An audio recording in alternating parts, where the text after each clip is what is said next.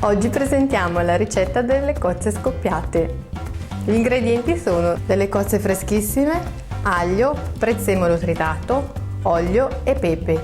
È una ricetta semplicissima e velocissima. Passiamo ai fornelli.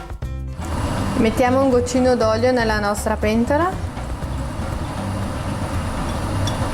e aggiungiamo successivamente un bello spicchione di aglio.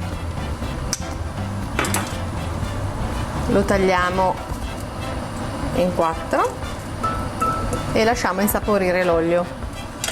A questo punto, quando soffrigge l'olio insaporito, aggiungiamo le nostre cozze.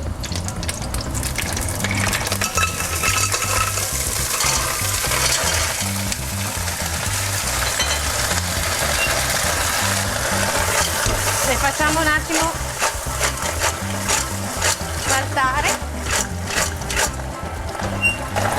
e le copriamo per un 5 minuti in modo tale che col calore si aprono tutte le cozze. Controlliamo.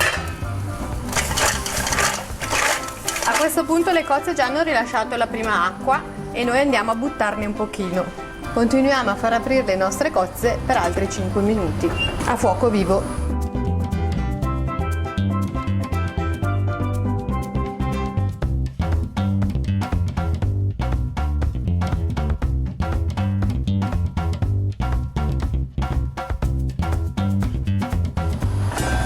A questo punto, quando le nostre cozze si stanno per aprire, aggiungiamo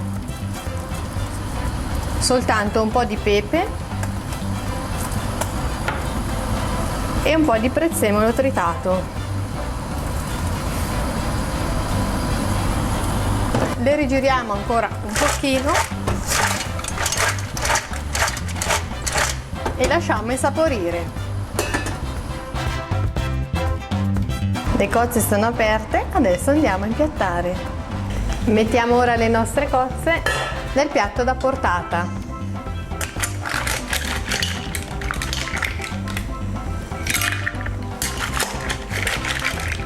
Questa è una ricetta poca impresa, tanta resa. Farete un figurone con i vostri ospiti. Aggiustiamo ora con ancora un pochino di prezzemolo, un pochino di pepe e guarniamo con il nostro limone. Il nostro piatto è finito, a tutti buon appetito!